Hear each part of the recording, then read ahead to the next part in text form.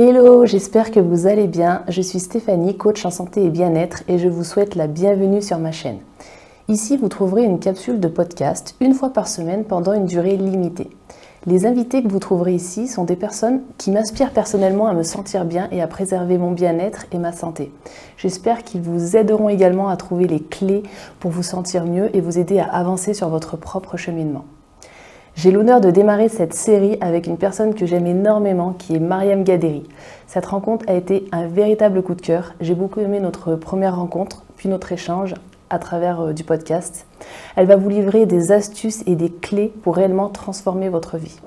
Comment le développement personnel peut être un véritable allié santé, c'est ce que je vous propose de découvrir tout de suite lors de notre échange. N'hésitez pas à vous abonner si ce n'est pas déjà fait pour ne pas manquer les prochaines interviews et à commenter ce que vous avez pensé de notre échange. Ça nous fera plaisir à toutes les deux puisque ce qui nous anime est vraiment le partage, alors n'hésitez pas. Un grand merci par avance, mais pour l'heure, je vous laisse découvrir notre conversation. Coucou Steph. Ah Salut Mariam, je te remercie d'avoir accepté l'invitation pour être avec plaisir à ce podcast. Avec grand plaisir. Vraiment très plaisir que tu sois là. Moi aussi. Donc Mariam, je pense que les personnes qui nous regardent, je pense, te connaissent et savent qui tu es, ce que tu fais. Tu as fait de ta passion et de ce que tu aimes vraiment le plus faire ton métier. Et du coup, est-ce que tu peux juste nous dire vraiment quelle est ta passion et qu'est-ce que tu aimes faire justement ? Oui, bien sûr. Ma passion, c'est le comportement humain, c'est la nature humaine, c'est amener les gens à créer des transformations profondes et durables à l'intérieur d'eux-mêmes et dans leur vie. Et du coup, c'est pour ça que je me suis dirigée vers le coaching. C'est vraiment étudier la science du changement, ça me fascine, tu vois. Comprendre comment un être humain passe d'un état où il peut se sentir impuissant, sans pouvoir, sans ressources, à un état où il triomphe de son adversité. Et donc, c'est pour ça que j'ai créé mon podcast, c'est pour ça que je partage tout ce contenu sur les réseaux sociaux, que je coach, que j'accompagne à travers mon programme Nouveau Départ. C'est vraiment pour aider les gens à apprendre à reprendre le pouvoir sur leur vie et à prendre un nouveau départ avec eux-mêmes, parce que je suis persuadée qu'on peut changer à tout moment. On peut décider que peu importe notre âge, peu importe notre passé, notre vécu, tout ce qu'on a traversé dans le passé, on peut décider que aujourd'hui on va devenir une nouvelle personne, mais pas une personne fausse ou un personnage qui n'est pas nous. Au contraire, qu'on va devenir la personne qu'on est vraiment, l'essence qui est en nous et qu'on a tendance à beaucoup dissimuler dans des faux semblants, dans des personnages qu'on peut jouer. Donc c'est ma passion et c'est pour ça que je me suis dirigée du coup vers le coaching. Merci, c'est hyper intéressant. Et surtout que tu m'arrêtes si je me trompe, mais du coup, ce passage à explorer tout ce qui te passionne et le partager aussi aux autres, c'est venu d'un moment difficile de ta vie qui a été un burn-out. Mm-hmm. Et aujourd'hui, il y a 480 000 personnes là, en janvier qui sont susceptibles, qui sont dans un mal-être au travail psychologique. Donc, c'est pas un sujet qui touche personne, en fait. C'est un sujet qui touche beaucoup de monde. Et encore, on n'a pas tous les chiffres précis parce que c'est encore pas tout à fait bien posé.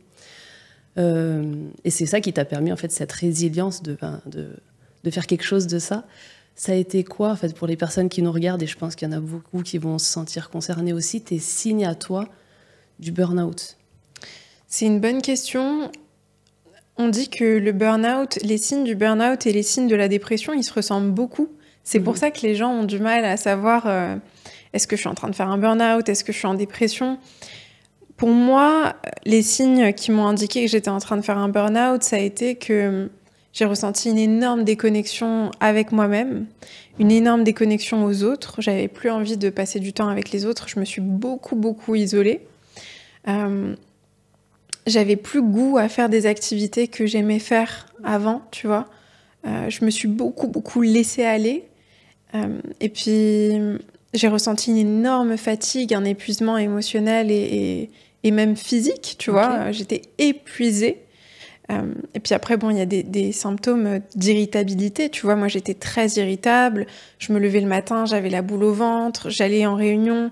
Quand je terminais les réunions, je m'effondrais en larmes. Je me sentais constamment irritée, irritable et vraiment à fleur de peau. Tu vois, c'était vraiment ce sentiment d'être à fleur de peau et de se sentir déconnecté de soi et des autres. C'est comme ça que je décrirais mon burn-out à moi. Mais après, tu sais, le burn-out, c'est important de le dire aussi, c'est que c'est une expérience qui est très subjective. Et en même temps, les signes que j'ai partagés là, c'est des signes qui peuvent toucher la plupart des gens qui font un burn-out. Et du coup, tu vois, dans ce que tu me dis, je me demande si tu as remarqué qu'il y avait plusieurs stades, tu vois, parce que le burn-out, chacun le vit d'une manière différente, c'est un peu ce que tu dis. Ouais. Voilà, c'est pas parce que toi, tu as vécu ça que ça va être forcément pareil, mais comme s'il y avait des étapes, et en fait, chacun attend l'étape de... Parce qu'il y a des gens carrément qui peuvent plus se lever, qui sont même hospitalisés, ça peut aller très loin, tu vois. À quel moment tu switches et tu te dis, là, stop, en fait, tu poses ta limite. C'est quoi le moment, tu vois ? Pour moi, le moment, ça a été de réaliser que j'étais constamment angoissée. Et je pense que ce qui m'a beaucoup aidée, pour être tout à fait honnête avec toi, c'est une situation où mon manager m'avait promis une augmentation. Il augmentait vraiment tout le monde. Il avait l'habitude d'augmenter pas mal de gens. Et moi, il m'avait promis une augmentation et il est revenu sur sa décision de m'augmenter. Sauf que c'est même pas lui qui me l'a annoncé, c'est son assistante, de manière très humiliante. Je me suis sentie... En fait, c'était une humiliation de plus. Et je me suis juste dit, mais pourquoi tu te fais subir ça ? Ça peut pas être pire si t'arrêtes. Ça peut que être mieux si tu mets fin, en fait, à ce que t'es en train de vivre maintenant. Et je me sentais tellement m'éteindre et tellement perdre confiance en moi à un rythme effréné qu'à ce moment-là, cet élément-là, en fait, ça a été l'élément déclencheur pour que je me dise « Ok, c'est bon, j'ai plus rien à gagner dans cet environnement. Si je reste, je vais m'éteindre encore plus et je le regretterai toute ma vie. » Après, tu sais, il y a eu plein de choses qui ont fait que j'ai pris cette décision. Ça a été aussi de me mettre à la place de la version de moi qui serait plus âgée, tu vois, la version de moi de 90 ans. J'aimerais bien vivre jusqu'à 90 ans, voire plus. Mais cette version de moi, qu'est-ce qu'elle ressentirait si elle réfléchissait à ce moment de ma vie où j'avais 25 ans, où j'avais aucune responsabilité très grave, très lourde, où je pouvais prendre le risque d'aller poursuivre mes rêves, d'aller chercher vraiment ma voie et trouver ma voie. Qu'est-ce qu'elle ressentirait à ce moment-là si je l'avais pas fait ? Et en me mettant face à ce que je ressentirais plus tard en prenant pas le risque de partir maintenant, c'est devenu tellement clair pour moi que ce que je ressentais maintenant, ce serait insignifiant comparé à ce que je pourrais ressentir plus tard si je prenais pas ce risque-là, que, tu vois, c'est une accumulation de petites choses comme ça qui ont fait que je me suis mise en condition de partir. Est-ce que ton entourage ou tes collègues de travail, est-ce qu'il y a des personnes qui t'ont dit que ton comportement est changé ? Est-ce que l'entourage, il remarque ces choses ou c'est des choses qu'on cache, en fait, pour faire face, tu vois ? Complètement. Je me rappelle que j'étais partie à l'étranger avec mon ancienne meilleure amie, une amie à moi qui était très proche. Et je télétravaillais à ce moment-là, donc elle me voyait, en fait. Elle me voyait constamment être angoissée, constamment être stressée.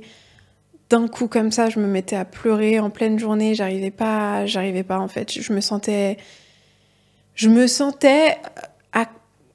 comme si on m'avait coupé le souffle et que j'arrivais plus à respirer, mais que j'étais tellement angoissée de mettre fin à cette situation qu'il fallait que je continue. Et elle m'a dit, mais Mariam, pourquoi tu restes dans cette situation ? C'est évident que ça va pas là, tu vois. Et oui, mes proches m'ont dit, t'étais clairement malheureuse. Après, peu importe ce qu'on te dit, je pense que quand t'es dans la situation et que tu le vis, c'est très personnel, en fait. La décision, elle viendra toujours de toi, tu vois. Tes proches ont beau te dire... Après, c'est important, je trouve, que nos proches nous parlent, nous aident, nous montrent... De leur ressenti, surtout parce qu'ils te connaissent. Mais c'est vrai que des fois, t'es dans l'optique de... Ça va aller, ça va passer. Enfin, souvent, c'est ce qu'on entend. Je sais pas si c'est ce que tu as ressenti, mais tu as toujours l'impression que tu vas passer le cap. C'est les gens forts, souvent, qui ont le burn-out. En fait, c'est pas... Et souvent, il y a une culpabilité derrière de « je vais me plaindre ». Burn-out, c'est un peu ceux qui s'écoutent, alors que c'est l'inverse. C'est ceux qui s'écoutent pas, justement, du tout. C'est un peu ce que tu as l'air de nous démontrer encore. Non, c'est très vrai, tu vois. C'est vrai que je me suis beaucoup dit, c'est une phase, ça va passer, ça va aller mieux. C'est pas fait pour durer. Sauf qu'en fait, j'avais tellement peur de l'inconnu et de ce qui m'attendait derrière, et j'avais tellement projeté aussi. Et ça, c'est important de le dire, je trouve. C'est un peu comme ce qu'on peut vivre dans le milieu du travail, c'est un peu comme ce qu'on peut vivre dans une relation amoureuse. Tu commences un job, on te promet monts et merveilles, tu commences, tout se passe bien, tu te projettes, tu vois, tu commences à te projeter, comme dans une relation amoureuse. Tu te projettes, tu fais des projets, tu te vois là dans 3 ans, dans 5 ans. Et à partir du moment où tu te rends compte que c'est pas aligné et que ça va vraiment pas, bah t'as toute cette projection du début qui est restée ancrée dans ton esprit et à laquelle tu te rattaches.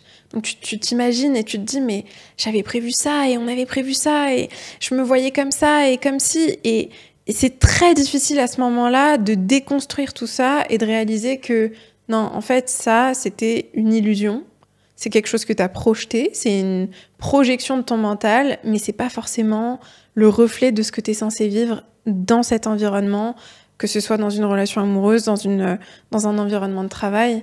Et je trouve que s'il y a beaucoup de similarités, donc pour moi, ça a été super important à ce moment-là de réaliser que tout ce que j'avais projeté, bah, c'était OK, que je m'en libère et que je fasse mon deuil de ce que j'avais prévu dans cet environnement. C'est intéressant ce que tu dis, parce que c'est quand même un deuil, tu vois. Ouais, c'est un deuil, franchement. On a plein de micro-deuils comme ça dans la vie qu'on fait pas et qui font qu'après on se sent mal, et ça en fait partie. Exactement.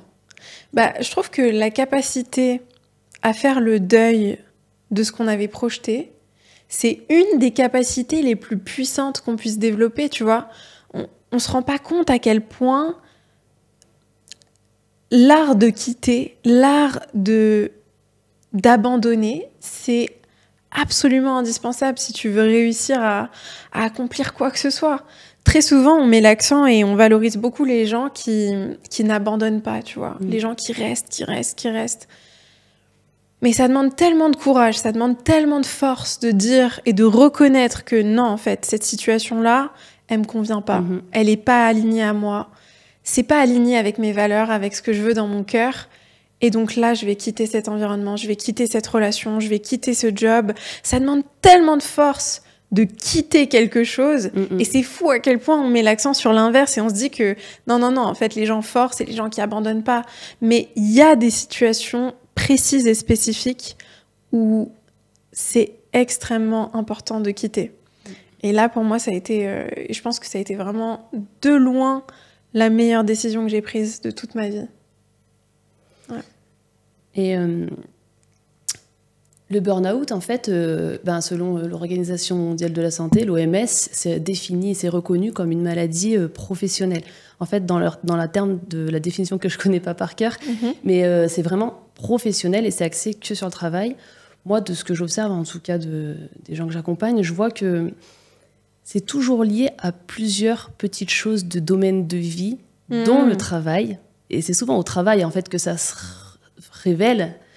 Mais à mon sens, mais je vais te poser la question, mais du coup, on minimise, en fait, le fait que plusieurs domaines de vie sont impactés, que ce soit des domaines financiers, personnels, familiaux, de couple, peu importe. Et donc, le travail par-dessus qui fait une charge supplémentaire. Et que, moi, j'imagine plutôt le burn-out comme un trop-plein de tout. Je sais pas, dans ton cas personnel, est-ce que c'était vraiment que professionnel? Est-ce que tu as eu l'impression qu'il y avait plusieurs d'autres domaines de vie touchés, du coup Je trouve que c'est une super bonne question et c'est une très bonne observation que je partage à 100%. Okay. Je pense aussi que, en tout cas, dans mon cas, c'était clairement une accumulation de beaucoup de choses, que ce soit dans ma vie familiale, où je traversais un chaos total avec ma famille, c'était très, très compliqué. Mes parents traversaient une période atroce financièrement, et puis il y avait d'autres problèmes, tu vois, ils étaient en pleine séparation, en plein divorce, il y a eu pas mal de choses émotionnellement qui ont été très très compliqué à ce moment-là. Et puis, en même temps, j'avais mon ex qui m'avait quittée peu de temps avant. Je dirais peut-être quelques mois avant. Et donc, c'est vrai que l'accumulation de ces deux choses-là, de ces 3 domaines de vie, tu vois, ma vie amoureuse, ma vie familiale, et puis le travail où c'était vraiment très complexe, ont fait qu'à ce moment-là, j'ai eu l'impression de tomber et de toucher le fond à ce moment-là. Donc clairement, je suis d'accord avec toi. Je pense qu'il y a clairement... De toute façon, moi, c'est quelque chose que je dis toujours, et je le dis souvent en workshop ou à mes clients ou aux personnes qui me contactent. C'est que pour moi, il n'y a pas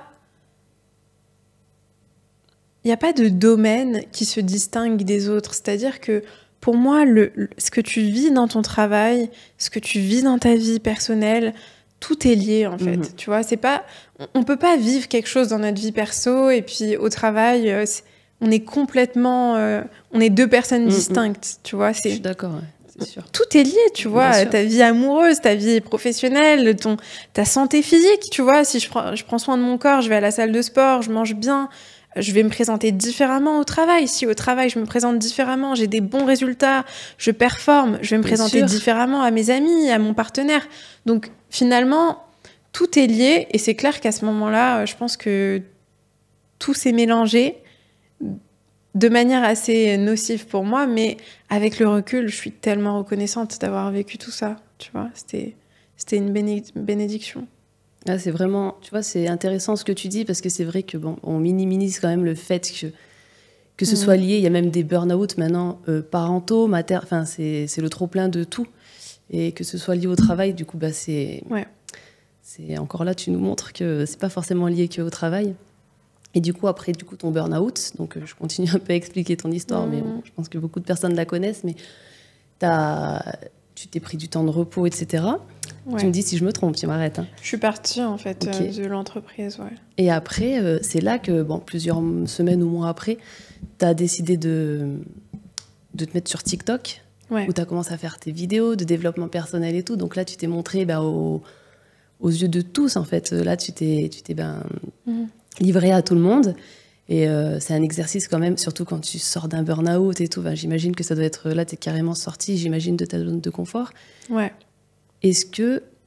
Parce que là, je me dis, toutes les personnes qui regardent, moi-même, je me dis, c'est dingue, tu vois, de se mettre comme ça face au jugement, au regard des gens directement comme ça. Déjà, est-ce que toi, Mariam, petite fille, ou même avant ça, t'es quelqu'un de timide, d'introverti, qui a peur du regard des autres, ou déjà, de base, t'es quand même à l'aise?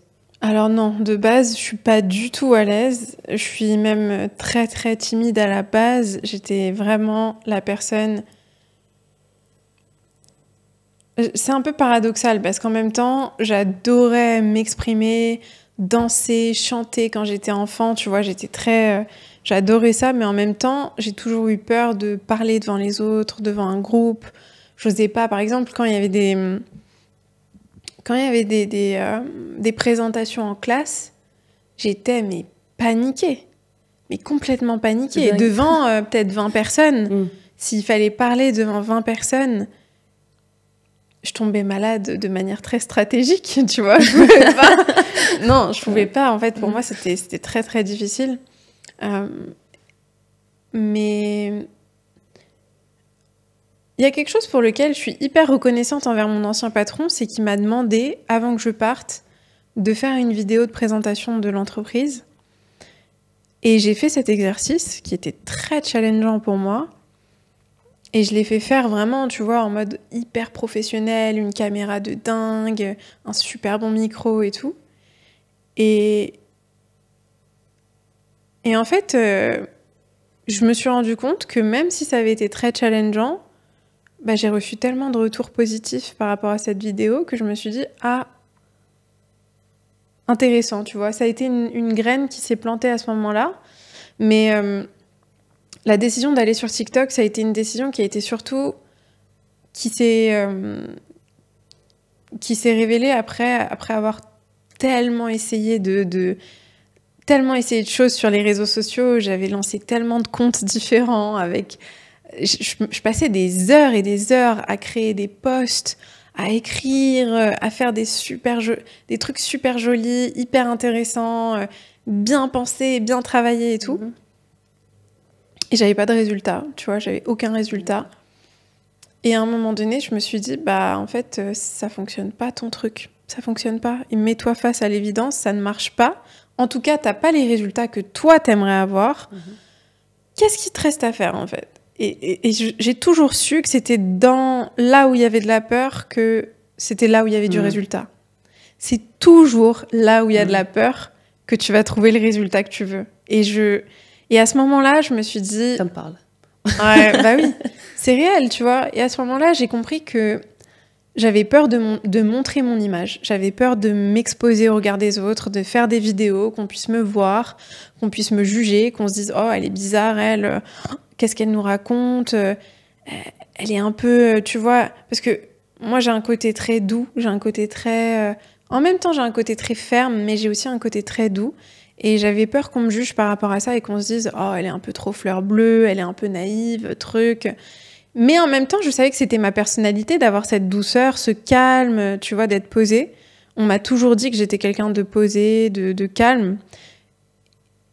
Et j'avais envie de me montrer telle que j'étais, mais j'avais peur aussi de me montrer telle que j'étais. Et donc, je me suis rendu compte à ce moment-là que si je voulais toucher un maximum de personnes, si je voulais servir une communauté, si je voulais transformer des vies, impacter les autres, bah, il fallait que j'affronte ma peur du regard des autres. Tu peux pas à la fois être impactant et te cacher. C'est impossible, en fait. Si tu veux avoir de l'impact, il va falloir que tu sois prêt à t'exposer au regard des autres. Et donc, la peur du regard des autres, finalement, c'est une peur qu'on a tous. Et la raison pour laquelle on l'a tous, elle est très simple, c'est que notre cerveau, il est conditionné de la même manière que nos ancêtres. C'est-à-dire que notre cerveau, il est vraiment... On fonctionne de la même manière que nos ancêtres. Nos ancêtres qui avaient besoin d'adhérer et d'être acceptés par le groupe pour survivre. Sauf qu'aujourd'hui, on n'a plus besoin d'être accepté par le groupe pour survivre. Tu pourrais avoir des centaines de personnes qui te détestent, t'es encore là, tout va bien, enfin tu vois, ta survie dépend pas en fait de l'acceptation du groupe.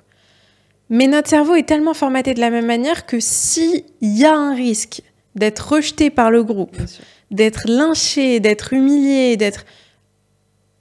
on préfère pas y aller. Parce que on a l'impression vraiment dans notre corps, à un niveau physique, on a vraiment le sentiment d'être en danger et de pas pouvoir survivre à ça. Et donc, c'est pour ça que je dis toujours que cette peur du regard des autres, c'est une illusion. C'est une peur qui est créée par le mental.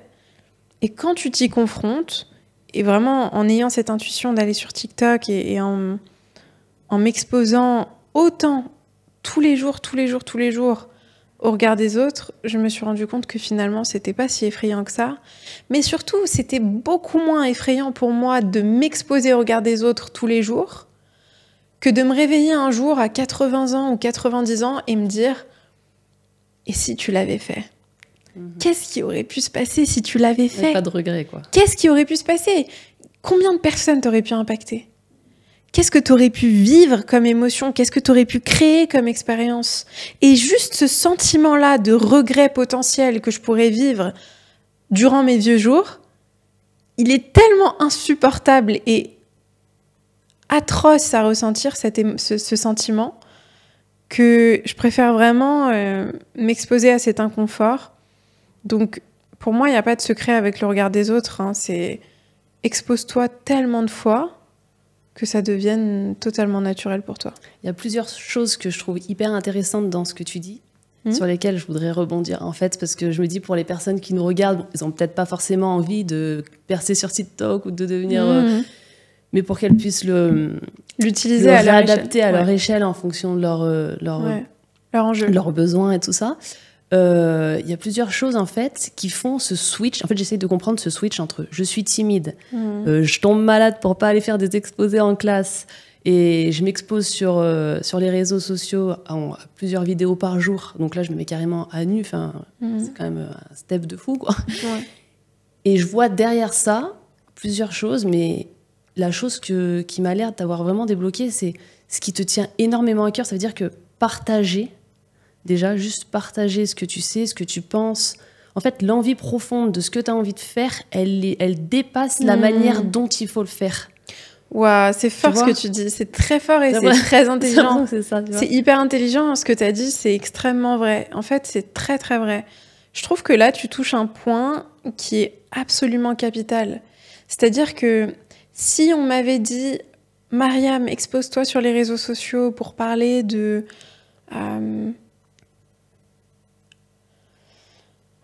recettes de cuisine. » De recettes de cuisine ou, tu vois, par exemple... Ah, ok, par exemple.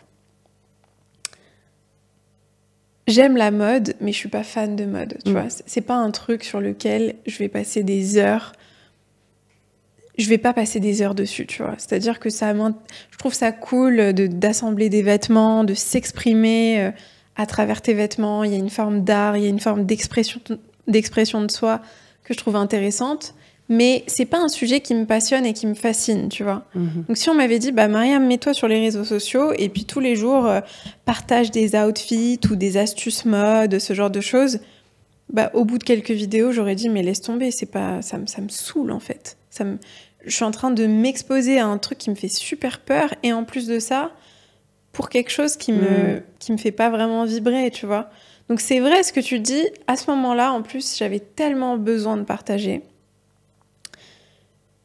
Et pour moi, ça a été très égoïste aussi d'aller sur TikTok, et je vais pas mentir là-dessus, parce que j'ai toujours voulu partager sur ces sujets-là, et pendant des années, j'étais, même avec mes proches, tu vois, aujourd'hui mes proches s'intéressent à ces sujets, mais c'était pas le cas il y a peut-être 5 ans, tu vois, il y a 5-6 ans, j'allais les voir et je les saoulais, je leur parlais de podcast, je leur disais, mais faut que tu médites, il faut que tu fasses ça, ce podcast, il est incroyable, il va changer ta vie.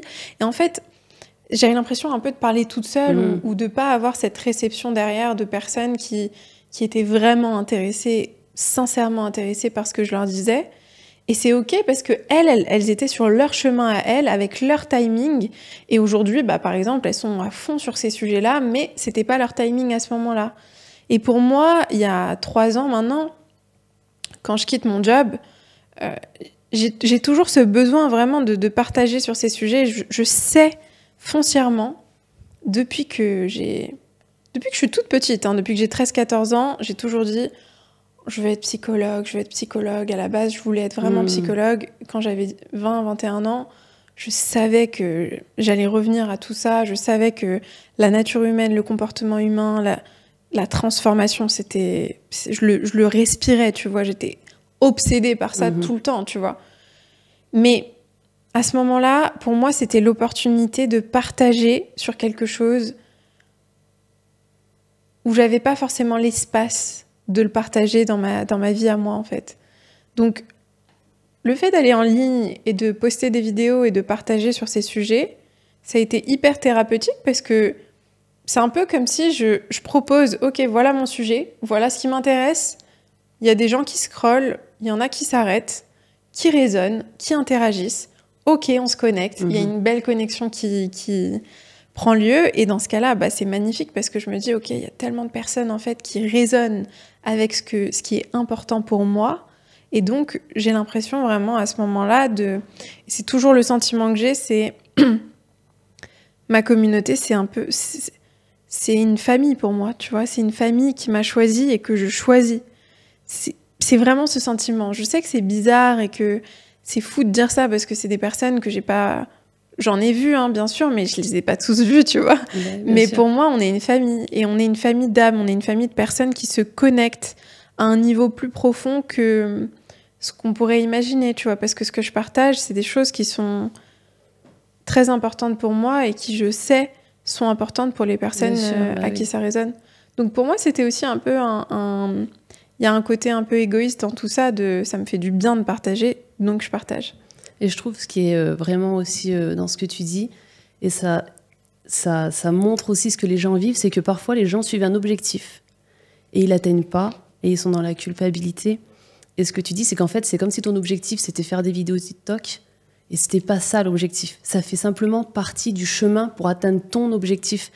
Et en fait, oui, c'est vrai. On se focalise sur, tu vois, si tu t'étais focalisé sur je veux réussir des vidéos TikTok, eh ben, ça aurait pas fonctionné. Parce que si c'était sur un sujet, tu vois, bon, la cuisine ou peu importe, ou la mode, bah, ça aurait pas marché parce qu'en fait ça fait partie de ton chemin, mais l'objectif en fait c'est autre chose. Bon, toi c'était le partage de tout ce qui est relations humaines et compréhension de l'humain, donc c'est... Ouais, c'est vrai, c'est vrai.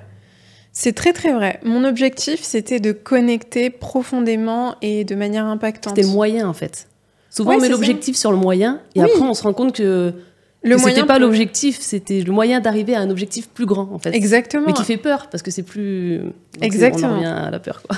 Ouais, c'est vrai ce que tu dis. Et puis le moyen, il peut prendre différentes formes, tu vois. Moi j'ai envie de connecter avec les gens par vidéo, en conférence, en présentiel, dans des événements. J'ai envie de connecter aussi par écrit, à travers des livres. J'ai envie de connecter de manière tellement différente, à travers mes formations, mes coachings. Donc il y a tellement de moyens d'arriver à l'impact que tu veux avoir. Et c'est vrai que, d'ailleurs, aujourd'hui, c'est ce que je dis, mais pour moi, c'est un super exercice de faire des vidéos parce que, dans tous les cas, savoir s'exprimer et savoir connecter et impacter, c'est quelque chose qui va avoir qui a une valeur tellement énorme et que tu vas forcément réutiliser d'autres manières dans ton travail, dans ta vie. Tu vois, ça va prendre différentes formes. Et donc, le fait de développer cette compétence et de savoir connecter par vidéo et sur du format court ou du format long, c'est quelque chose que tu vas forcément réutiliser d'une manière ou d'une autre, tu vois, peu importe ton métier. Et d'ailleurs, t'es même pas obligé de poster tes vidéos, tu vois, mais juste faire des vidéos à la maison chez toi et t'entraîner à t'exprimer, t'entraîner à être concis, t'entraîner à être impactant. Quand tu les postes, ce qui est génial, c'est que t'as du feedback. Et ce feedback, il est extrêmement précieux. Mais t'es pas obligé de les poster. Juste le fait de faire des vidéos, pour moi, c'est un super exercice de développement personnel. Et du coup, tu vois, toute cette notion de peur, c'est une émotion qui est très très présente en fait. Qui est très présente. Il y a beaucoup de gens qui ont peur de plein de choses différentes et qui du coup avancent pas dans la vie. Toi, tu as passé tous ces caps, tu vois. Est-ce que là, à l'heure actuelle, tu as encore des peurs? Il y a encore des trucs qui te font peur, ouais. Carrément. Alors là, moi, je suis en train de travailler sur un truc, c'est les événements en présentiel. J'ai vraiment envie de faire des grosses conférences, des gros événements. C'est un de mes rêves absolus, tu vois. C'est ce que c'est mon rêve depuis des années, tu vois. Je commence à faire des événements à petit comité, 20, 30 personnes. Et là, mon enjeu, ça va être de m'entraîner comme je me suis entraînée en vidéo, mais de faire de plus en plus d'événements en présentiel. Donc, c'est une autre peur que j'ai, la peur du regard des autres. Et c'est marrant parce que les gens me disent souvent « mais ça fait bien plus peur de s'exprimer devant une caméra que devant un public ». Je trouve ça super intéressant parce que pour moi, c'est vraiment l'inverse. C'est beaucoup plus challengeant pour moi de m'exprimer en public, mais en même temps, je sais d'où ça vient et je sais que c'est juste une construction de mon mental. Tout comme j'avais peur de faire des vidéos au début, aujourd'hui, je l'ai pas suffisamment fait pour être à l'aise avec l'exercice, mais je sais pertinemment que à force de le faire encore et encore et encore, ça me fera plus peur. Ça me fait un peu penser aux acteurs entre le cinéma et le théâtre. Oui, tu tournes avant et le théâtre, t'es vraiment en direct, il n'y a pas de coupure. Enfin, c'est ça qui est challengeant. Donc, ouais, t'es en direct, t'as pas le temps de te reprendre et t'es devant un public. Concrètement, là, il y a un public devant toi, tu le vois en fait. T'es pas protégé du public, tu vois. Rien entre, quoi. Exactement, c'est ça, exactement. Il n'y a pas de protection, quoi. Là, c'est ça, alors exactement. Mais c'était tellement ce que tu veux, en plus, d'être proche des gens. Tu vois, encore on en parle, le truc, il est tellement puissant pour toi que ça, c'est un moyen d'arriver et tu le passeras forcément, puisque exactement. Derrière ça, tu veux plus grand. Et de par ton parcours, etc., tu me dis, encore si je me trompe, mais de ton éducation, je crois que tu es assez ouverte au niveau, tu as voyagé, etc., du coup, ça m'intéresse parce que je voudrais savoir, tu vois, si pour toi, la peur, c'est vraiment quelque chose d'humain ou si c'est quelque chose de sociétal. Est-ce que, parce que chez nous, je vois que les gens ont beaucoup peur, c'est une émotion dominante, en tout cas, de ce que je remarque, parce que je travaille beaucoup sur les émotions. Mais toi qui as voyagé, qui bouge, etc., et qui t'y connais dans toutes ces choses, tu dirais que c'est vraiment humain, c'est plus chez nous, comment se... Pour moi, c'est totalement humain. Totalement. En fait, je pense pas qu'il existe... Alors après, ça dépend ça dépend des sujets, tu vois. Par exemple, la peur de la mort, c'est un très gros sujet. C'est un sujet dont on parle pas, c'est très tabou. Moi, j'en parle de plus en plus, surtout dans les podcasts, parce que je trouve ça trop dommage de pas aborder ce sujet. Je trouve que c'est un sujet hyper important. Comment tu peux savoir comment bien vivre si t'es pas conscient que tu vas mourir? Comment tu peux apprécier les moments avec tes proches si t'es pas conscient qu'ils auront une fin? Comment tu peux donner le maximum de toi-même, révéler ton potentiel, prendre des risques, si t'es pas conscient que il y a une forme d'impermanence aux choses? Donc, si on prend un sujet comme la peur de mourir ou la peur de la mort de manière générale, il y a des cultures et des pays qui célèbrent la mort. Pour qui la mort, c'est juste une transition de forme, tu vois. Et donc, ils vont célébrer, ils vont avoir un rapport à la mort totalement différent de ce qu'on peut voir, par exemple, en Occident, où c'est quelque chose de très lourd, de noir, de sombre, de tragique, tu vois, dont on parle pas. Il faut pas en parler, tu vois, c'est très tabou, c'est mal. Et donc, je trouve ça super intéressant ta question, parce que effectivement, il y a des peurs qui, selon moi, en fonction des cultures, en fonction des pays, de la manière dont les gens, des mœurs dans ces endroits-là, qui vont être perçues différemment. Mais après, de manière générale, si on parle de la peur avec un grand P, de manière générale, la peur, c'est quelque chose qui fait partie de la nature humaine. On a tous un cerveau qui fonctionne à peu près de la même manière, tu vois, et qui est formaté de la même manière, et donc on a tous finalement un peu les mêmes peurs. La peur d'être rejeté, la peur d'être abandonné, la peur d'être humilié. Toutes ces peurs-là, elles sont totalement naturelles. Mais c'est vrai que si on prend des sujets plus précis, comme celui que j'ai abordé, ou d'autres, tu vois, peut-être la peur d'entreprendre, ou toutes ces choses-là. Par exemple, je sais qu'aux États-Unis, il y a une vraie culture entrepreneuriale. Il y a beaucoup moins cette peur d'échouer qu'on peut avoir, par exemple, en France ou dans d'autres pays. Mais donc, ça dépend vraiment, je pense, des sujets. Du coup, je te trouve ultra mûr par rapport à ton âge et ton expérience de vie. Parce qu'il y a des gens qui, à 50, 60 ans, commencent un peu à parler de ces choses. Et en fait, tu es très mature pour ton âge. Donc, c'est hyper intéressant. Gentil. C'est inspirant, je pense, même pour les jeunes et tout ça, de se dire qu'il n'y a pas besoin d'attendre, d'avoir galéré toute une vie. Parce que souvent, on pense qu'il faut que les expériences de la vie nous aient touchés encore et encore et encore pour commencer à s'occuper de soi. Et on attend la limite de la limite, et en fait, ça montre aussi que quand on est jeune, il suffit pas. T'es jeune, donc t'as tout de suite. Après, t'avais quand même une prédisposition aux relations humaines de petit, mais bon, je trouve ça hyper inspirant en tout cas. Non, mais t'es adorable, c'est super gentil. C'est sincère. C'est gentil. Et du coup, le développement personnel, pour tout te dire, tu vois, je fais partie de aussi ces personnes-là, mais moi, avant de faire mes études de coaching, avant de rentrer dans ce milieu du coaching, je t'avoue totalement que le développement personnel, pour moi, c'était un truc que j'avais limite jamais entendu parler de ma vie. Et quand j'entendais développement personnel, j'avais un peu cette notion de c'est bizarre ou c'est pour inutile. Enfin, je voyais pas trop le truc. Après, c'est en coaching qu'on a commencé à en parler. Et que du coup, maintenant, je comprends toute l'utilité. C'est pour ça qu'on est là pour en parler aujourd'hui dans la prévention de la santé, c'est clair, au niveau de la santé mentale, même physique et même sociale, donc la santé dans toute sa globalité. Quelle définition, toi, tu donnerais au développement personnel ? Pour moi, le développement personnel, c'est ta capacité à venir enlever toutes les couches que tu as accumulées au fur et à mesure du temps, toutes les couches des versions de toi que tu as créées avec le temps, pour te protéger de te montrer tel que t'es. Pour moi, le développement personnel, c'est la capacité à être véritablement soi-même. Et ça va se faire avec le temps et avec un travail profond sur toi. Il ne s'agit pas de se rajouter des choses, d'accumuler de nouvelles choses, mais plutôt d'enlever de te libérer de ces versions de toi que tu n'es pas vraiment. Et d'oser vivre en pleine harmonie avec ce que t'es. C'est-à-dire que ce qui nous fait le plus souffrir, c'est de croire que on a beaucoup cette narrative de « Oh, il faut que je fasse ça » ou « Je devrais être comme ça » ou « Je devrais être comme ci ». C'est vrai. Et en fait, finalement, tu souffres parce que t'es pas dans ton centre, t'es pas vraiment toi-même. Tu vis dans une projection de ce que les autres te font croire que tu devrais être.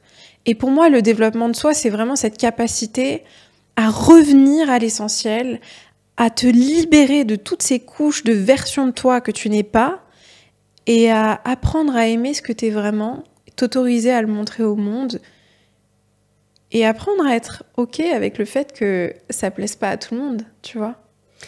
Là, ça me soulève quelque chose, c'est que tu vois, là, donc, OK, c'est revenir. En fait, ce que j'entends de ce que tu me dis, c'est qu'il faut revenir à l'essence même de qui on est.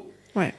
Et on est tous des bébés et des petits-enfants, etc. Et en fait, en tant que parent, moi, en tant que parent, du coup, je me pose ces questions. Pourquoi, à un moment donné, on en arrive à être tellement en saturation de toutes ces couches dont tu parles qu'il faut tout redéconstruire, entre guillemets, pour se révéler tel qu'on est? Comment on peut faire en sorte que... Est-ce que c'est possible déjà, selon toi? Et comment on pourrait faire en sorte que, de petit, on n'en arrive pas à accumuler tout ça? Ou en tant que parent, en tout cas, comment... C'est une bonne question.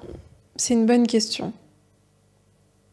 Je sais pas si l'enjeu, il est là, en fait. Parce que la vie est telle que même si tu faisais tout ce qui est en ton pouvoir en tant que parent pour protéger tes enfants, en fait, d'ailleurs, ce qu'il faut comprendre aussi, et ce qui est très important, c'est que c'est pas mauvais d'avoir ces couches-là. C'est pas une mauvaise chose.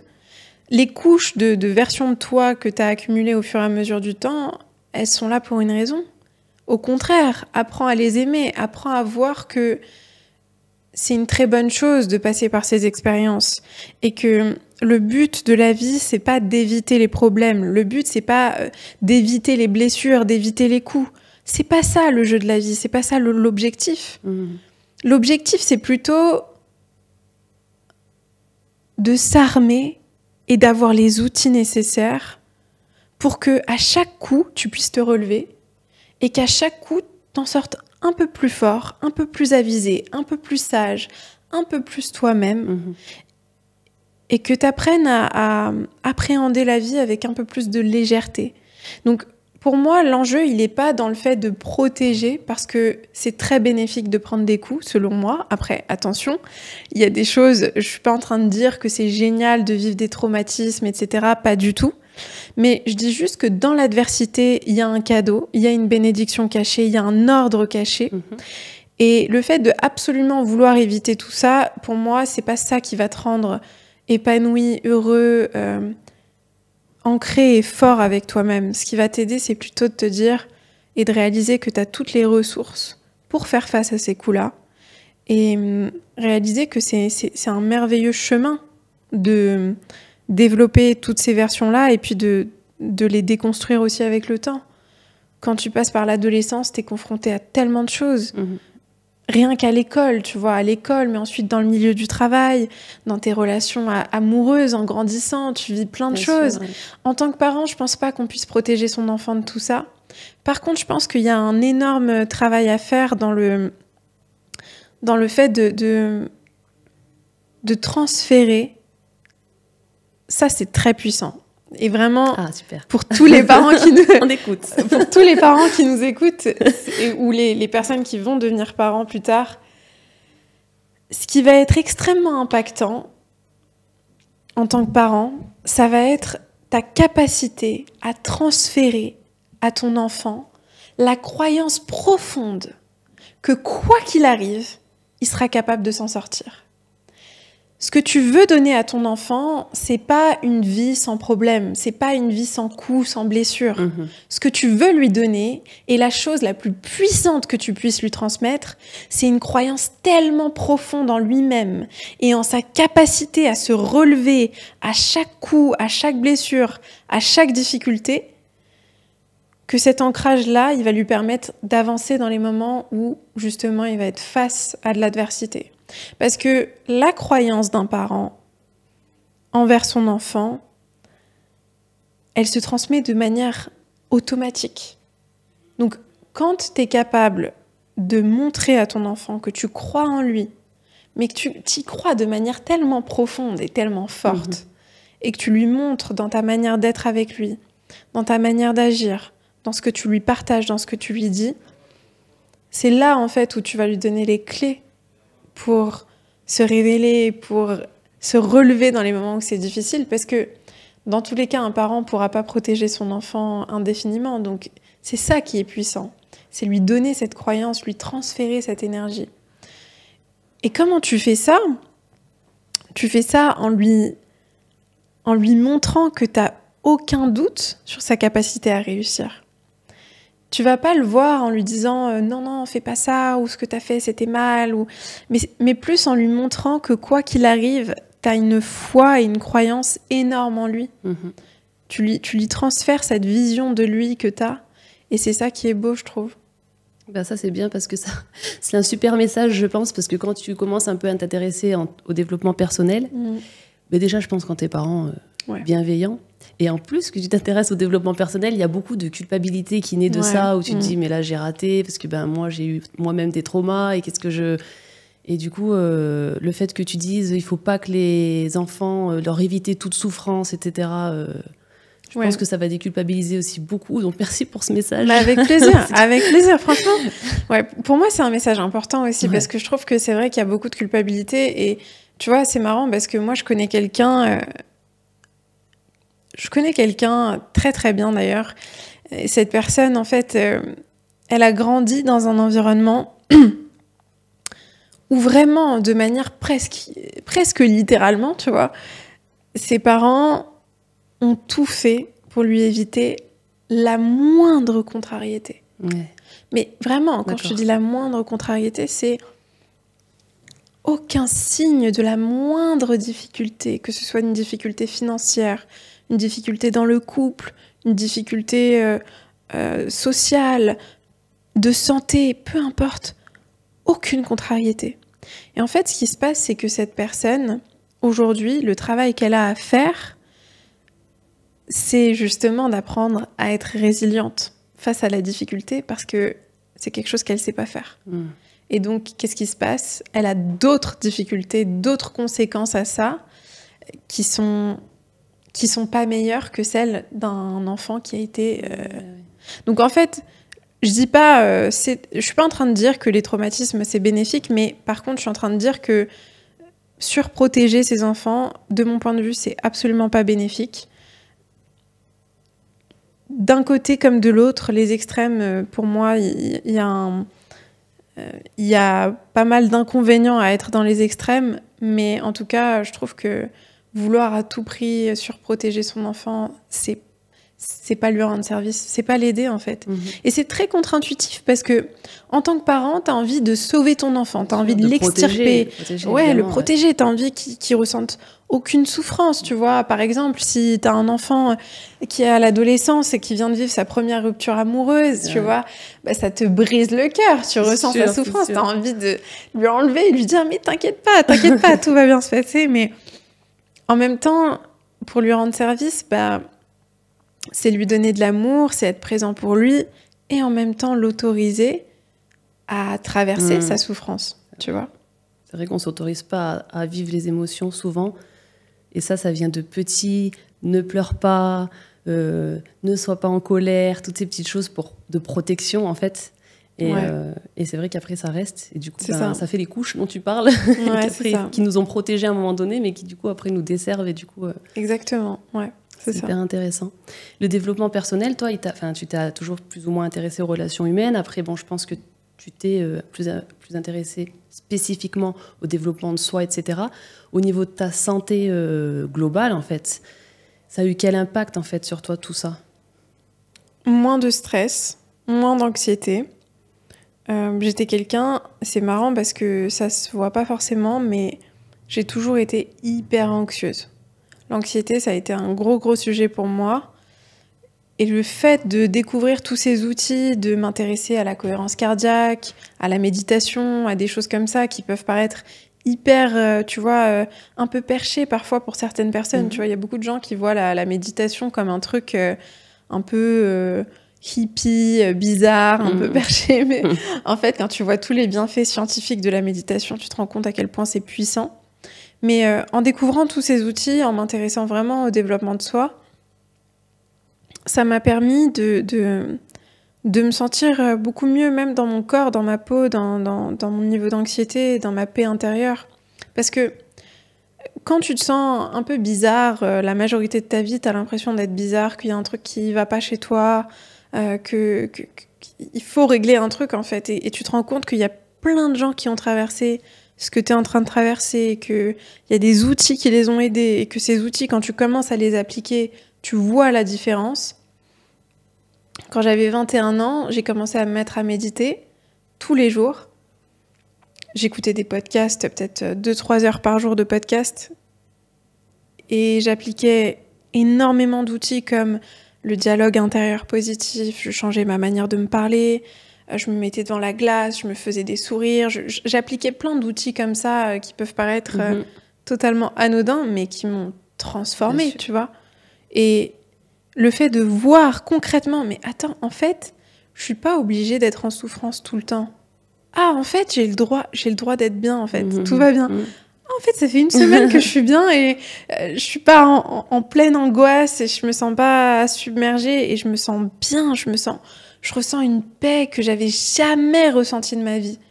À 21 ans, quand je me suis intéressée au développement personnel, j'ai ressenti des choses que de toute ma vie entière, je n'avais jamais ressenties. Et le sentiment que j'ai eu en moi, c'était waouh, il faut que je partage ça au monde, il faut que je partage, il faut que j'en parle, il faut que tout le monde sache qu'en fait, c'est possible de sortir de son état de souffrance. Tu l'as vécu vraiment, donc ouais. Bien sûr, ouais, je l'ai vécu, ouais. C'est dingue. Ouais.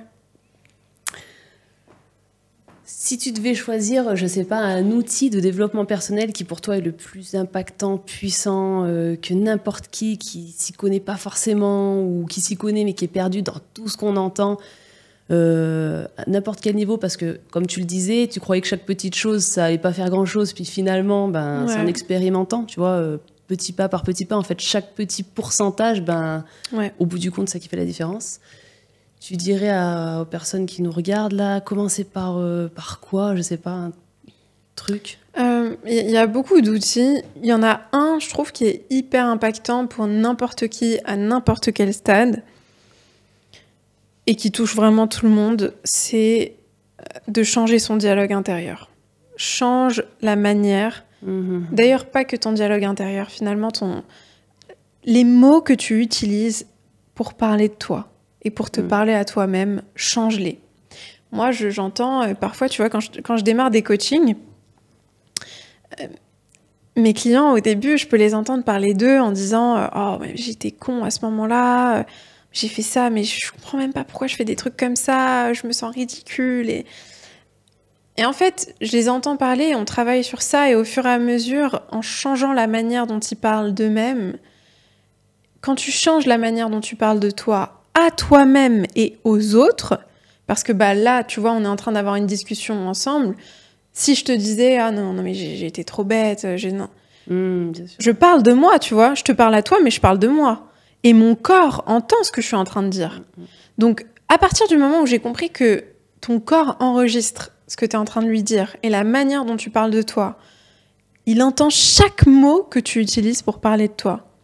Donc, changer les mots que tu utilises pour parler de toi-même, c'est un outil qui est hyper puissant. Et ce que je recommande, c'est de ne pas s'attendre à ne plus avoir de pensées négatives sur soi ou de ne plus avoir de pensées rabaissantes. Parce que quand tu as passé ta vie à entretenir cette petite voix dans ta tête qui te rabaisse, qui te critique, qui te répète que t'es nul, que tu vas pas y arriver, il faut pas s'attendre du jour au lendemain, ça y est, la voix est partie, t'as plus aucun problème. Non, c'est juste que tu vas t'entraîner tous les jours à être beaucoup plus bruyant que cette voix-là. Donc la voix va venir te parler, elle va te dire « Oh, Steph, aujourd'hui, c'est pas très bien ce que t'as fait, regarde, à ce moment-là, t'aurais pu dire ça, etc. » Toi, ce que tu vas faire, c'est que tu vas être beaucoup plus bruyante que cette voix. Tu vas lui dire « Mais je suis tellement fière de moi aujourd'hui, je suis fière de toi, Steph. T'as fait un truc que t'as jamais fait. » Tu vois ce que je veux dire? T'inquiète, j'anticipe. Donc, tu vois, en fait, c'est vraiment cette capacité à être plus bruyant que la voix tyrannique qui est dans ton mental. Et si tu t'entraînes à faire ça tous les jours, à reconnaître tous les petits pas que tu as faits, toutes les choses merveilleuses, positives que tu as entrepris aujourd'hui, qu'elles soient toutes petites ou énormes, tu vas voir qu'à un moment donné, tu vas avoir une image totalement différente de toi-même, tu vas créer une sécurité à l'intérieur de toi. Parce que si je te disais, disons que voilà, toi et moi, on se fréquente souvent, on se voit souvent, et puis je te parle comme la voix dans ta tête te parle. Je te dis, mais... Je dis pas que tu te parles comme ça, hein, mais je donne un exemple. Les gens vont dire, mais qu'est-ce qu'elle lui a dit avant? Non, je dis pas que tu te parles comme ça, mais tu vois ce que je veux dire. Bien sûr. Il y a des...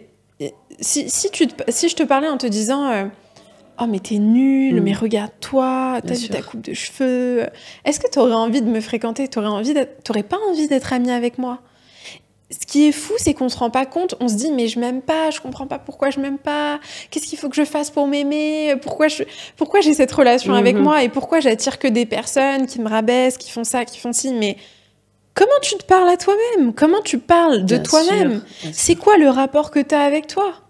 Est-ce que t'aimerais quelqu'un qui te rabaisse en permanence? Est-ce que t'aimerais quelqu'un qui t'humilie, qui te dégrade, qui a ce comportement envers toi tellement rabaissant? Certainement pas.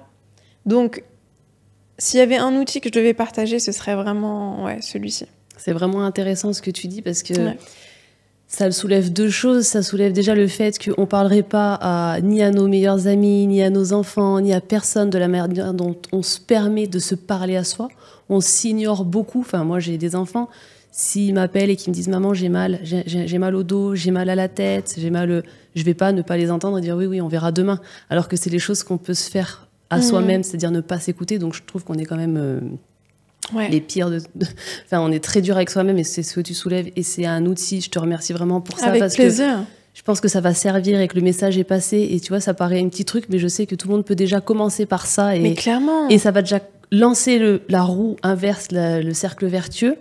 Et il y a autre chose que ça me fait relever, tu me diras ce que tu en penses, mais on est toujours habitué à dire il faut faire du sport, par exemple. Ça, on le dit beaucoup. Et donc, step by step, on commence par un petit pas, on commence par faire un petit peu des choses et ça change. Pareil pour l'alimentation, on en parle beaucoup de toutes ces choses. Mais en fait, ce qui se passe au-dessus des épaules, tu vois, on ne parle pas d'entraînement pour ça. En fait, on parle beaucoup d'entraînement, ce qui se passe en dessous, tu vois. Il faut faire attention à ce que tu manges, doucement, le corps, nanana. Mais on ne parle jamais qu'en fait, c'est un entraînement. Souvent, les gens, ils voient, oui, moi, de toute façon, je suis anxieuse. Oui, moi, de toute façon, j'ai toujours peur de tout. J'ai pas confiance en moi. Et tu vois des gens, mais en fait, ils ont fait le même exercice que la personne à la salle de sport qui s'est entraînée à faire ces exercices petit à petit, sauf qu'au-dessus de la tête, on n'en parle pas de cet entraînement. Et c'est ce que tu es en train de dire, en fait. Ouais. C'est exactement ça. Tu as tout compris. C'est exactement ça. C'est de l'entraînement. Moi, je le vois toujours comme ça. Hein. Je le vois vraiment toujours comme un entraînement. Et c'est pour ça que c'est hyper puissant de le faire un petit peu tous les jours, tu vois. Et de toute façon, on se parle à nous-mêmes en permanence. Donc, tu as l'occasion toute la journée de travailler sur ça. Et si tu travailles sur ça tous les jours, pendant des semaines et des mois, mais je peux t'assurer qu'à un moment donné, c'est exactement ce que tu as dit. C'est comme si tu allais à la salle de sport. Si tu fais de la musculation 4-5 fois par semaine, pendant des semaines, pendant des mois, que tu manges bien, que tu te nourris bien, au bout de quelques mois, tu vas commencer à avoir des résultats. C'est obligé, tu vois. Bien sûr. Par contre, si tu le fais une fois dans le mois et puis une fois tous les 3 mois, forcément, tu vas pas avoir de résultats. Donc, c'est la constance et la discipline qui va faire que tu vas avoir des résultats. Est-ce que ton développement personnel, enfin, tout le développement de soi, tout ton mindset, en fait, que tu as développé et que tu acquiers au fur et à mesure, tu l'associes, en fait, comment je vais expliquer ça? Tu l'associes à d'autres points de ta santé, c'est-à-dire, est-ce que pour toi, c'est intégralement lié à l'activité physique, ce que tu mets dans ton corps? Tout ça, c'est... Tu vois, je me dis, par exemple, des personnes qui vont pas forcément faire attention à ce qu'elles mangent, au sport, mais qui vont être à fond développement perso. Est-ce que pour toi, ça peut fonctionner pour te sentir bien, ou tout est intrinsèquement lié, tu vois, d'une certaine manière, comment tu fonctionnes? Pour moi, juste travailler sur l'esprit ou juste travailler sur le corps, c'est pas possible. Mais tu sais quoi, je vais te dire un truc. Pour moi, tu peux pas faire de sport sans travailler sur ton mental, de mon point de vue. Si tu veux faire une bonne séance de sport, t'as intérêt à faire intervenir ton mental, tu vois, parce que c'est ton mental qui va te permettre de rester focus, de rester concentré et de tenir. De manière similaire, je trouve que tu ne peux pas transformer ton état d'esprit sans passer par le corps.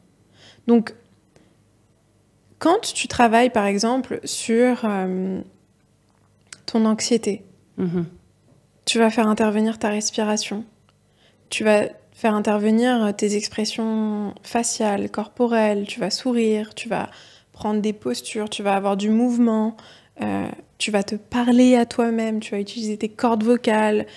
Tu vois, donc pour moi, les deux sont totalement liés. Il n'existe pas de progrès dans ton esprit sans... Tu peux pas avoir de mouvement dans l'esprit sans mouvement par le corps, de mon point de vue. Je crois absolument pas au fait de rester sur son canapé de manière statique et d'évoluer, tu vois. Pour moi, bien sûr, après, c'est très important de se retrouver dans le silence, de méditer, etc. Mais le mouvement est indispensable. L'esprit et le corps sont liés. Il n'y a aucun doute là-dessus. En fait, pour moi, le simple fait qu'il y ait des personnes qui croient que c'est pas lié, je trouve ça hallucinant. En fait. Ouais. C'est hallucinant. C'est complètement fou, tu vois. C'est une évidence. Mais c'est important, tu vois, de le rappeler, parce que je pense qu'il y a vraiment des gens qui sont à fond dans le sport ou qui s'obligent à faire des choses. Ouais. Tu vois, pas forcément aller à la salle, mais même et ça marche pas parce que du coup, justement, l'entraînement du dessus des épaules dont on parlait, il a pas forcément fonctionné. Ou alors l'inverse, tu sais, qui lisent des livres et qui écoutent des podcasts de développement personnel, pardon. Ouais. Et puis ensuite, dans le quotidien, il se passe rien de fou. Donc c'est super intéressant ce que tu dis du fait que on voit que même toi, tu vois, tout doit être imbriqué pour qu'un changement se produise et que tu peux pas attendre. Mais oui, c'est sûr que mais complètement. Toi qui le vis, ça doit paraître... Mais c'est 100%. Pour moi, déjà, le sport, c'est indispensable. C'est un outil de développement de soi, le sport. C'est un outil indispensable de développement de soi. Mais indispensable, hein. Pour moi, c'est... Je vois la différence en appliquant quelques outils comme le sport, la méditation, la cohérence cardiaque, le dialogue intérieur. T'appliques ces 4 outils-là dans ton quotidien, mais tu vas voir la différence de dingue que tu vas ressentir. Ouais. Mais c'est incroyable. C'est incroyable. Je veux dire, ça devrait être comme se brosser les dents. C'est indispensable, tu vois. Donc, les deux sont hyper liés. De toute façon, si tu regardes vraiment en passant à l'action, en ayant du mouvement, tu fais travailler ton corps, mais tu fais aussi travailler ton mental. Tu stoppes le flot de pensée dans ton mental. Donc, c'est un travail qui est lié. Ça va ensemble, t'es une personnalité qui est très douce, très calme, très posée. Enfin, vraiment, c'est ce qui se dégage. Je pense que là, tout le monde va être d'accord avec moi. T'as un exemple, en fait, de douceur et de calme. T'incarnes la sérénité, en fait, à mon sens, tu vois. Et moi qui travaille beaucoup sur les émotions, j'ai une question à te poser, Mariam Gaderi. Est-ce que tu te mets en colère? Ah, c'est la question, ça. C'est la question à 1 million d'euros. Bien sûr que je me mets en colère. Bien sûr. Pas souvent, par contre. Pas souvent. Non, pas souvent. Je vais pas mentir, je me mets pas souvent en colère. Par contre... Quand je me mets en colère, je me mets en colère. Mais il en faut beaucoup pour me mettre en colère. Si tu me manques de respect, je vais me mettre en colère. Ok. Ouais. Parce que quand on te voit, on a du mal à s'imaginer, tu vois. Et du coup, on associe aussi le fait que quand on est dans le développement de soi, l'écoute de soi, etc., on doit être cool. Tu vois, on a envie d'être comme toi. Enfin, je te dis franchement, moi, j'ai envie d'être zen comme ça. Tu vois, je me dis... Ça doit être génial, quoi, déjà pour toi, pour les gens qui t'entourent. Et en fait, dans la vraie vie, ça marche pas toujours. Alors du coup, tu vois, je me demande, tu vois, c'est une question, je pense que les gens aussi se posent. Comment tu gères ça? Comment tu le gères aussi, tu vois? Dans la vraie vie, je suis exactement comme je suis maintenant, la plupart du temps. Mais il y a des moments, ça n'arrive pas souvent, parce que je pense aussi que je suis arrivée à un stade où je me respecte tellement que c'est rare qu'on me manque de respect. Mais si on me manque de respect, par contre, là, je me mets en colère sans aucun problème. Et j'assume ma colère. J'assume ma colère, tu vois. Et je peux dire des choses et je peux qui peuvent être, d'un point de vue extérieur, tu vois, on dit souvent, non, il faut pas réagir comme ça, il faut pas réagir comme ci.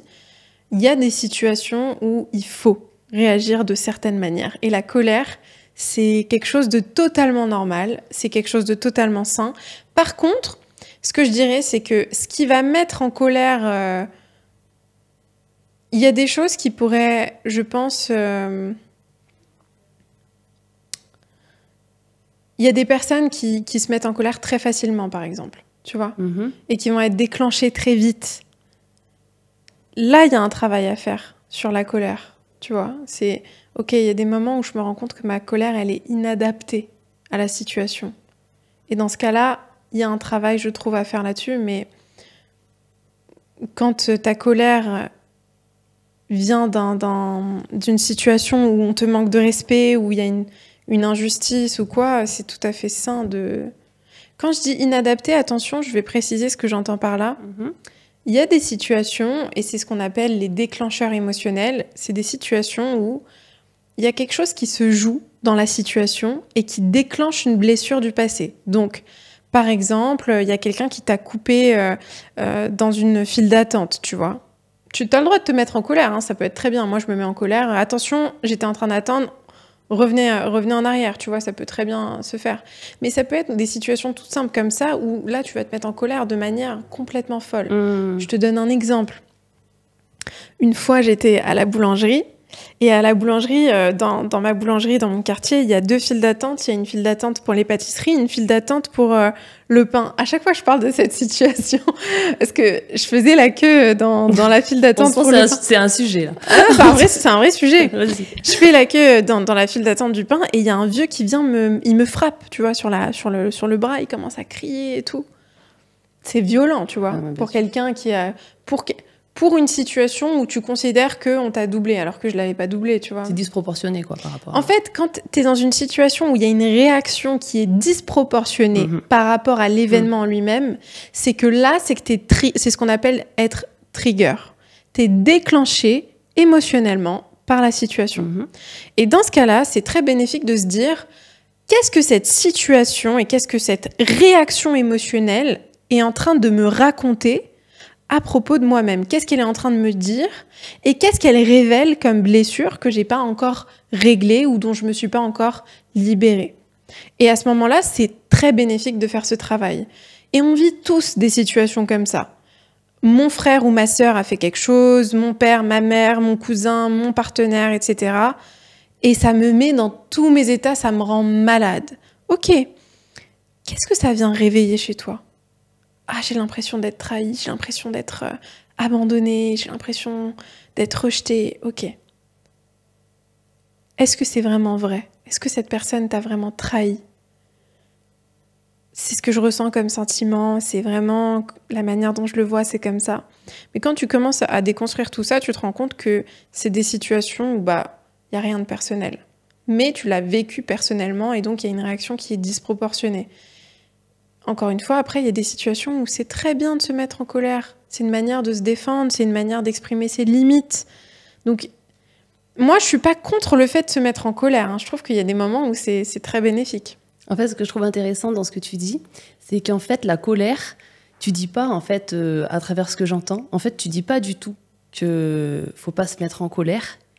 Tu dis simplement que en fait, je pense que le souci avec la colère, c'est la manière dont elle est exprimée qui gêne les gens et qui fait qu'on ne s'autorise pas déjà de...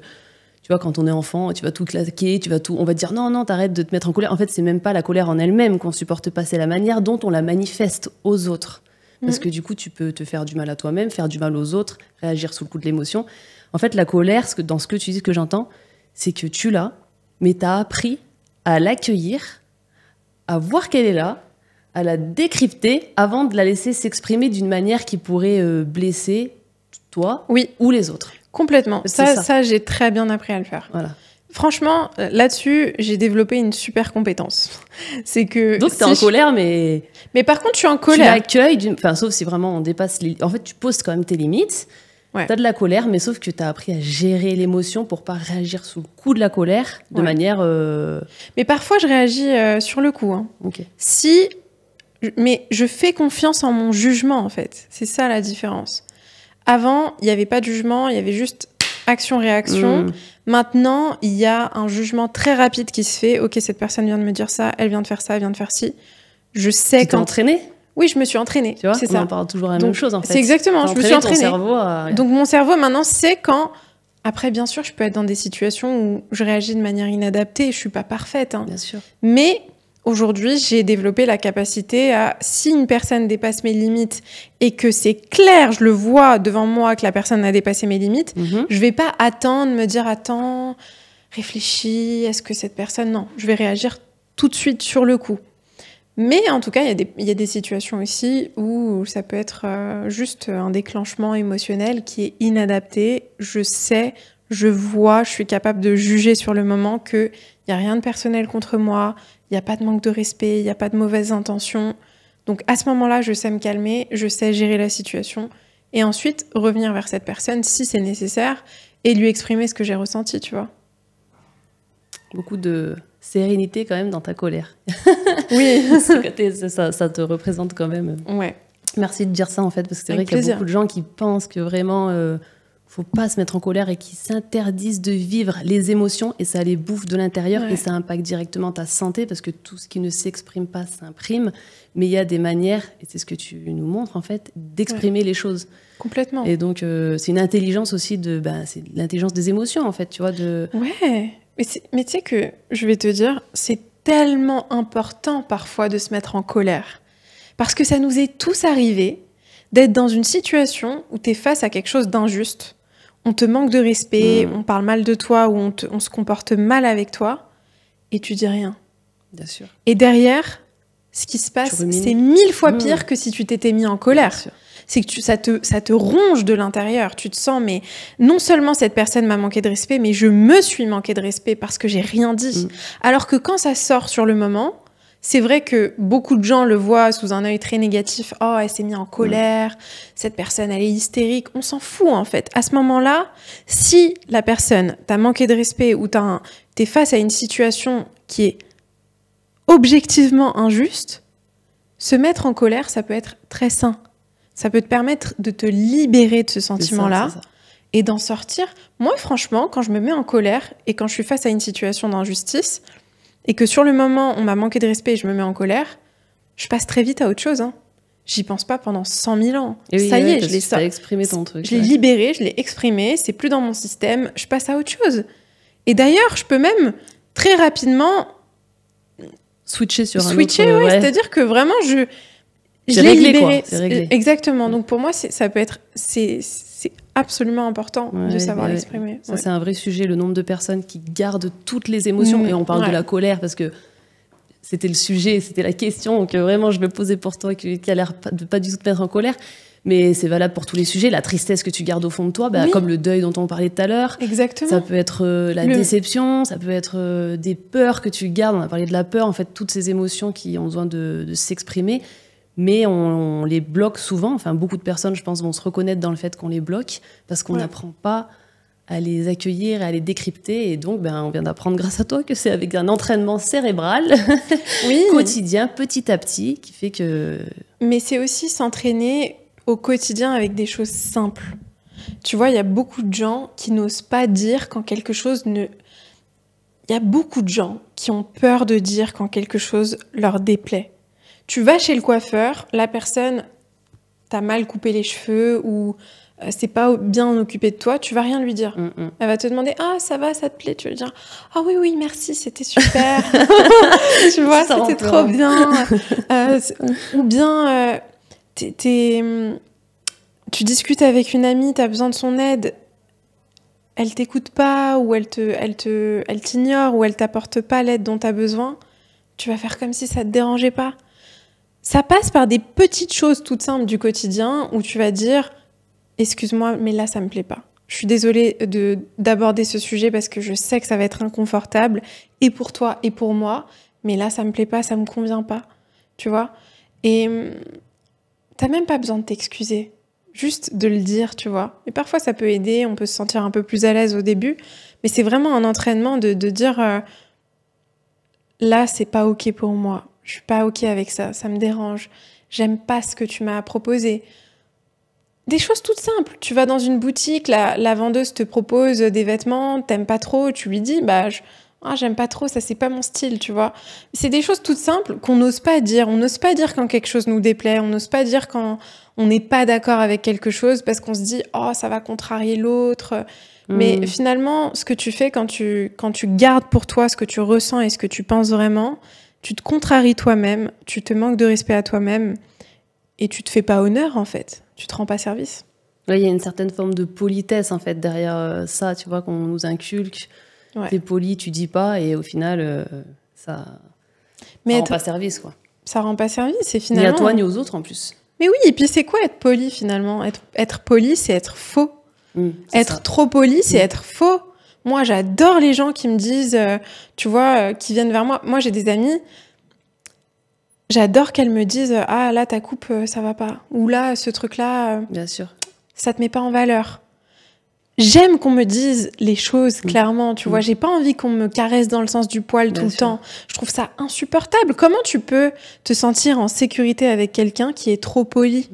Tu peux pas te sentir en sécurité avec quelqu'un qui est trop poli, qui est trop gentil, qui veut absolument te faire plaisir tout le temps, parce que t'es face à quelqu'un qui est faux.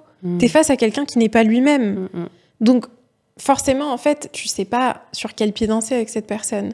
Alors que si t'es avec quelqu'un qui est peut-être un peu trop franc, un peu trop cash, qui va peut-être blesser ton ego à certains moments, mais au moins tu sais que t'es en sécurité avec cette personne, parce que tu sais qu'elle va pas te mentir, tu sais qu'elle va pas te dire ce que t'as envie d'entendre, et donc qu'elle va te dire ce qui est bénéfique pour toi, ce qui est dans ton intérêt. Cette maturité. Ah, merci.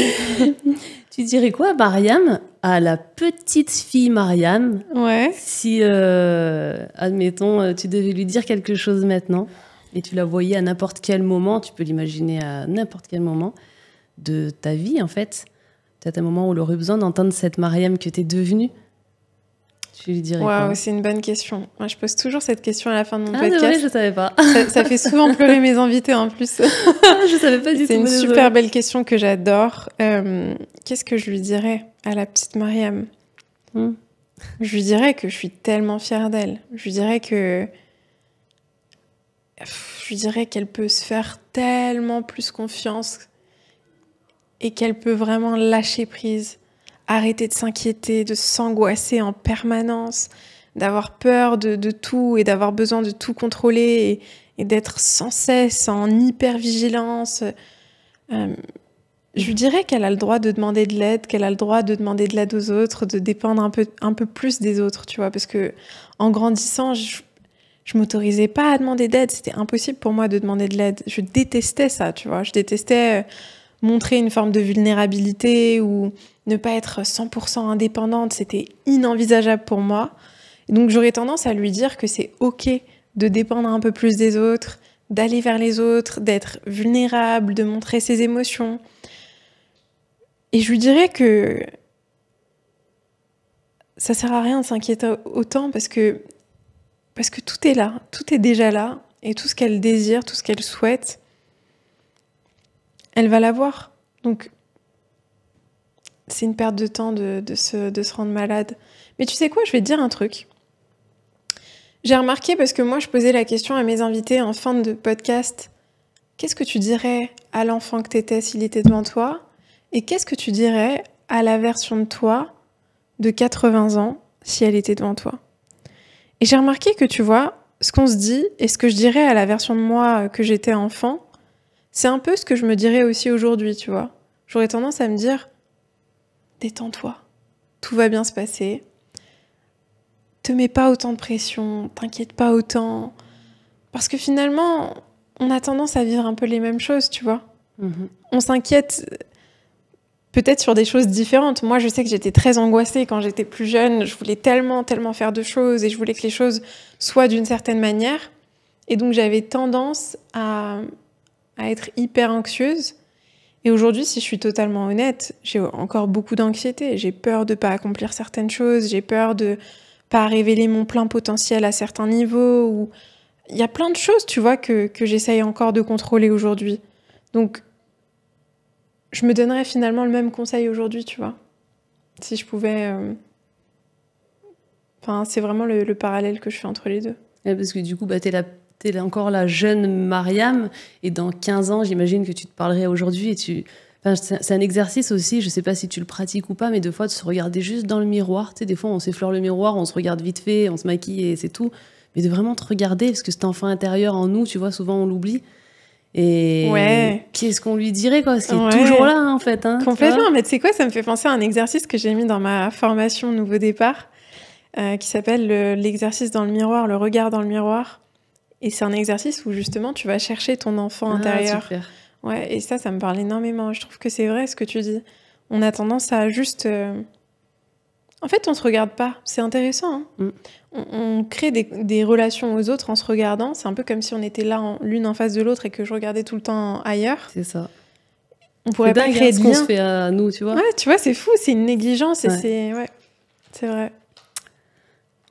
Oh! Ah, petit cadeau! Waouh, j'adore! Trop cool! Parce que, comme tu le sais, je suis infirmière. Ouais. Sauf que maintenant, je suis dans la prévention. Donc, je donne toujours à mes invités un petit médicament, qui est un faux médicament, et qui est sans effet indésirable, celui-là. J'adore. T'as pas besoin de l'avaler. Tu peux le choisir. Et en fait, c'est ma croyance, en tout cas à moi, qu'on choisit pas par hasard. Le message par hasard. C'est des messages positifs. Enfin, tu verras, si tu nous diras ce que tu en penses. Avec plaisir. Tu peux verser dans ta main parce que c'est des tout petits trucs. Okay. Trop bien. Comme ça, je continue quand même de donner des médicaments. J'adore. Faudra que tu me dises où t'as trouvé ça. Hein. J'aime trop. Oh, j'adore. Tu sais quoi, j'adore. J'avais un ami à moi qui m'avait donné... qui m'avait fait un cadeau comme ça. Hein. J'aime trop. C'est toi qui as écrit les messages? Waouh, j'aime trop. J'adore. Alors, attends. Peut-être ça te parle ou pas. Enfin, bon. Ce que vous émettez, vous l'attirez. J'adore. Ah bah oui, ça me parle complètement. Ouais. Ça me parle complètement. J'y crois tellement à ça. Moi, je crois vraiment que... Et d'ailleurs, je pense vraiment qu'il n'y a même pas de croyance à avoir. C'est physique, c'est scientifique, tu vois. Mais c'est fou parce que c'est ce que tu disais tout à l'heure. Juste, je te demandais un seul exercice, un seul outil qui ressort. Et tu as dit ce que tu te dis à toi-même, parce que ce que tu te dis à toi-même, tu vas l'émettre. Et du coup... Et en fait, c'est la phrase qui résume l'outil que tu veux, c'est complètement ça. Ouais, c'est ça. Tu t'attires à toi ce que tu vibres, et ce que tu vibres, c'est l'énergie que tu crées et qui est composée de tout ce que tu te racontes à propos de toi-même, tout ce que tu te répètes, tout ce que tu nourris en toi. Et quand tu nourris que t'es une belle personne, que t'es un leader, que tu vas y arriver, que t'impactes les autres, que tu as les meilleures intentions possibles pour les autres et que les autres ont les meilleures intentions possibles pour toi, que tu nourris cette croyance que tu vis dans un univers bienveillant, amical, qui te veut du bien, bah c'est vraiment ce que tu vas émaner, c'est ce que tu vas attirer à toi. Et franchement, il suffit d'observer sa vie, il suffit de voir et de se demander, dans les moments où j'ai été la plus heureuse, où j'ai été la plus épanouie, où il m'est arrivé les trucs les plus cool, qu'est-ce que je me disais ? Qu'est-ce que j'émanais ? C'était quoi mon énergie ? Qu'est-ce que je me répétais au quotidien ? Qu'est-ce que je consommais comme contenu ? Et c'est pour ça, tu vois, que moi, ça a transformé ma vie d'écouter des podcasts. Aujourd'hui, ça fait peut-être 7 ans que j'écoute des podcasts, au moins presque 1 heure par jour minimum, tu vois. Parce que c'est transformateur ce que tu consommes. C'est pour ça, d'ailleurs, qu'on dit souvent que tu deviens la moyenne des 5 personnes que tu fréquentes le plus, parce que ton environnement a un impact phénoménal sur la personne que t'es. Donc, c'est surpuissant de vraiment se nourrir de belles choses, de choses qui nous font grandir, qui nous font révéler un peu plus qui on est vraiment, et ouais, ça résonne vachement. Bon, t'as choisi une gélule qui te parle. Ouais, carrément. On arrive à la fin du podcast. Mariam, est-ce que tu veux nous dire un peu où on te trouve pour ceux qui ne le savent pas? Quels sont tes projets? Dis-nous un peu où on te voit. Alors, vous pouvez me retrouver partout sur les réseaux sociaux, sur Instagram, sur TikTok, sur YouTube. C'est très simple, Mariam Gaderi. Je pense que tu mettras peut-être... Bien sûr, je mettrai tout, bien sûr, en description. Mariam Gaderi, le podcast. C'est toujours mon prénom, mon nom, donc vous allez me trouver hyper facilement. Pas de piège. Voilà. Et je tiens à te remercier, Steph, parce que franchement, c'est une super belle interview que tu as fait. C'est un très beau podcast. Tu es vraiment très, très, très douée pour écouter, pour poser les bonnes questions. C'est gentil. Vraiment, tu vois, je tiens à te le dire parce que j'ai fait plusieurs interviews et je trouve que tu as vraiment cette capacité à être hyper présente, à l'écoute. Toi aussi, je trouve que tu dégages une vraie douceur et on sent que tu es intéressée par les réponses, par les questions. Et vraiment, c'est top, ça donne envie de s'ouvrir et de se livrer. Donc, merci donc pour bravo ton à toi. C'est gentil. Mais vraiment. bon, j'étais bien. On dégage, tu vois, c'est l'énergie que tu renvoies, que tu as en miroir. Donc, merci beaucoup. Merci à toi, en tout cas. Merci Mariam.